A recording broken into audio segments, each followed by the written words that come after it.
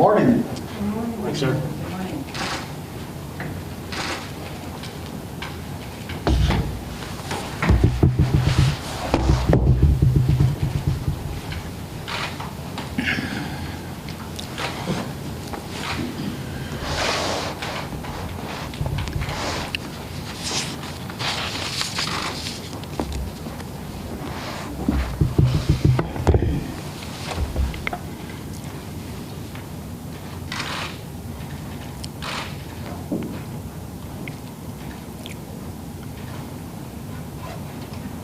Thank you for your interest and the time you're taking to review this mission, which was accomplished on 15 May of 1967, in which the Medal of Honor is being awarded. The couple things I'd like you to understand. The award is not just for me. It's for the some 74 helicopter crew members who participated in the entire operation that day. The mission, of course, was to extract 44 men. The final portion of that mission was to do an emergency extraction of some 44 men from an LZ where they had been caught in an ambush. And of greatest importance is the fact that the names of those 44 do not appear on the wall in Washington, D.C. That's the bottom line. And that's what matters. The mission was simple. The situation was anything but simple. Let me walk you through the mission in its entirety, but briefly, because we're mainly interested only in the last portion of that, which I mentioned, which was the extraction in the last hours and such. The mission began at 09:30 in the morning, and we initially inserted some 80 troops into the LZ. They were, as it turned out, against a North Vietnamese Army battalion with only 80 troops, which is not a good balance. 3 hours later, the battalion commander requested reinforcements to be inserted and to draw out those wounded and dead because they had been mauled over so badly. So at the end of the afternoon, some 160 men had been inserted into that LZ, and only 44 remained at about 18:30 in the evening. The battalion commander then requested an emergency extraction of those remaining. The 176th Assault Helicopter Company had only one helicopter still flyable, D-model, that is, with lift capability. We departed with the one helicopter from Duc Pho, single aircraft, to rendezvous in the close proximity of the landing zone, with 5 ships being provided by a sister company to complete the extraction of the 44.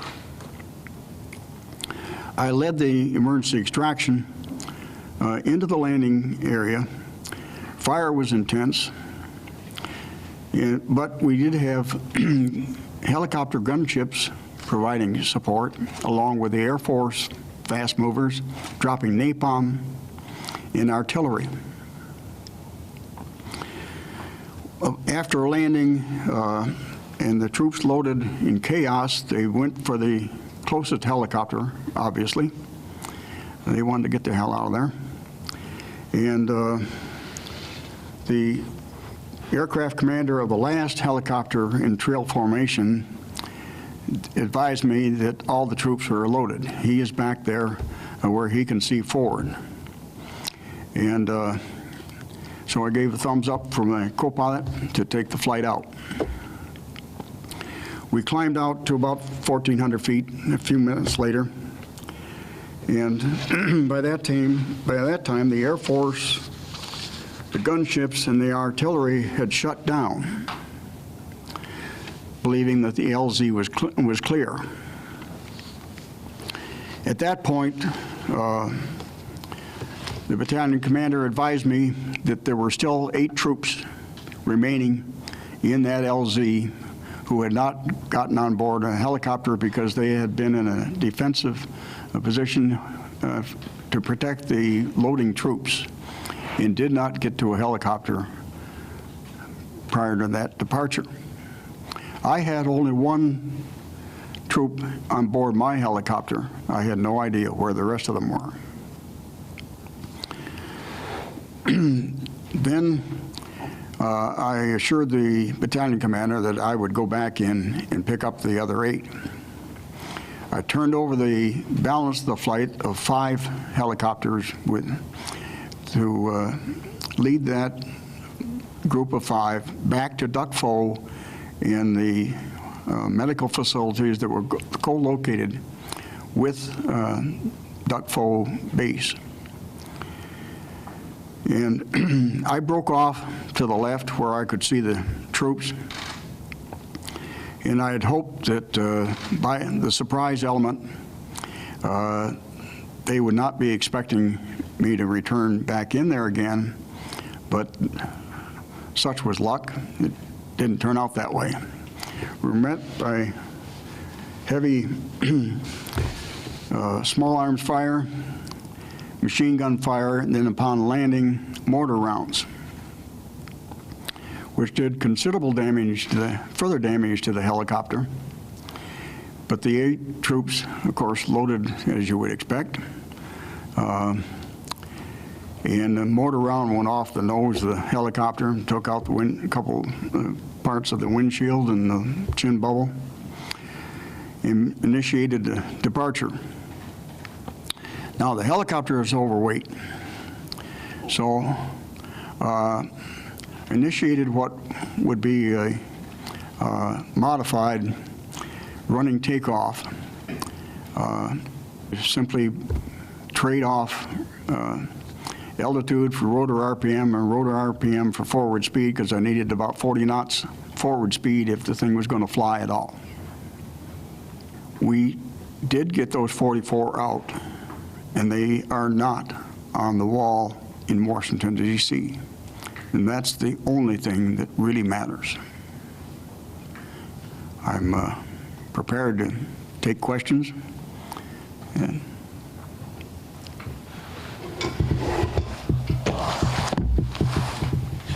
Mike Householder with the Associated Press. What does this honor mean to you? How do you feel about it? Well, it's certainly a great honor, but nothing will upstage the fact that we got 44 men out of there. And that award, again, belongs to some 74 helicopter crew members, each of which were requested to do their job. They did that and then some. Yes. Cody Boyer, 9 and 10 News, Cadillac, Michigan.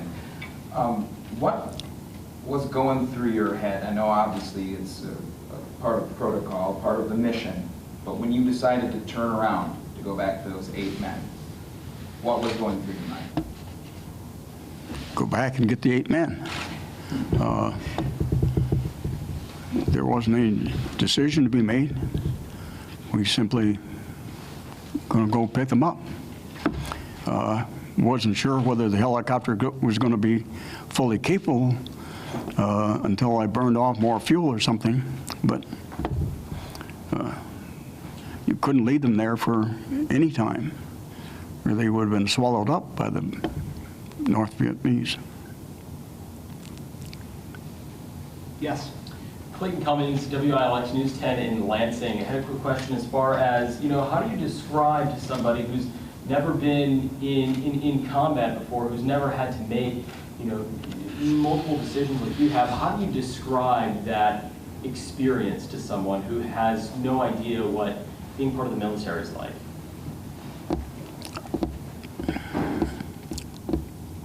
I'm not sure if you haven't been there, I could.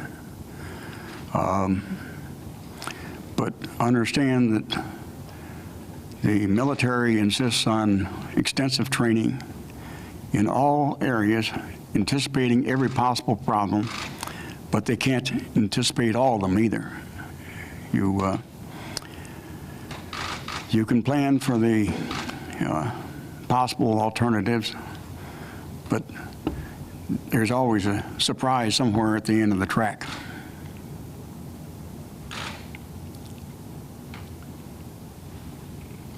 Yes.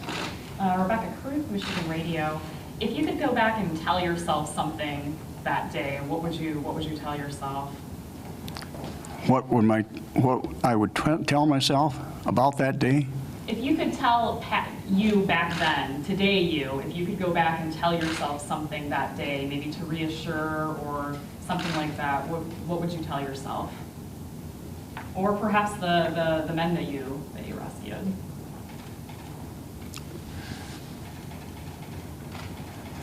Well, following any mission, I normally would review it myself to determine whether there was any better way to have accomplished that mission. But other than that, and such was the case here, and frankly, reviewing through the rearview mirror, I didn't see any better solution than what we had executed. Would you have reassured yourself? Would you have told yourself it's going to be fine, you just have to do what you have to do? Well, having gone through that simple process, I was satisfied that there was no better solution for that situation. And probably lessons learned, maybe for if a similar situation occurred again, and certainly subject to occur again in combat. Cody. One more from 9 and 10, Cody again. For the 44 men and their families today, what would you tell them if you could, or when you could? Well, I was down in Findlay, Ohio here a few weeks back and had the opportunity to fly the Huey again. One of those last 8 that was in that LZ was there with his family. We had a dinner that evening. He pointed to his family, which totaled somewhere around 14 at the table. He pointed to them and then turned around to me and pointed to me and he said, "It's all your fault." Now, he said, because had you not picked me up, they wouldn't be here. So I don't know as I was telling anybody anything, but he was telling the world, I guess, that had we not gone back in, there'd be 14 fewer people. If that opportunity presented itself again, if that, for whatever happenstance, would happen would you do it again? Certainly. There's I would have benefited from having done it once, and would have been fewer surprises maybe. And yes, I would do it again.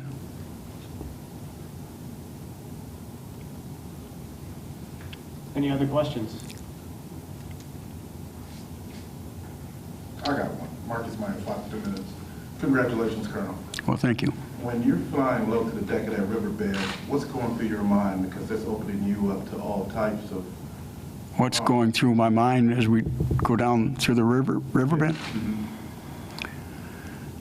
hope this bloody thing makes it, because otherwise there are going to be 13 of us down there against a battalion up on the hill. Not a very desirable position to be in. So I guess that's about it.